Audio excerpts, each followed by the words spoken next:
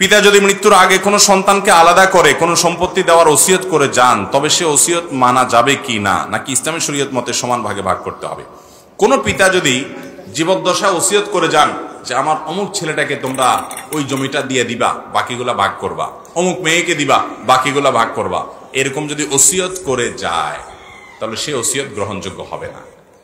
কারণ নবী আলাইহিস সালাম বলেছেন, লা ওয়াসিয়াতা লিওয়ারিস, কোন ওয়ারিসের জন্য কোনো ওসিয়ত করা যাবে যার জন্য নির্দিষ্ট হিস্সা কোরআনে ঠিক করে দেওয়া আছে।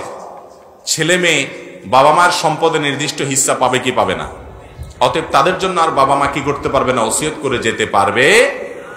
তাহলে ওসিয়ত কার জন্য করতে পারবে? ওসিয়ত করতে পারবে এমন ব্যক্তির জন্য যে ব্যক্তি তার ওয়ারিস না। যেমন একজন অচেনা মানুষকে দিল, পালক পুত্র পালক মেয়ে থাকলে তাদেরকে দিল, নাতি নাতনি থাকলো, নাতি নাতনিরা ওয়ারিস না। এই জন্য দাদা তার ছেলে ঘরে নাতিকে, মেয়ের ঘরে নাতিকে বা নাতনিকে যদি বলে যে ঠিক আছে আমার নাতিকে এই জমিটা দিও, আমার নাতনিকে এই জমিটা, তাদেরকে ওসিয়ত করতে পারে, তাদের জন্য ওসিয়ত করলে যায়।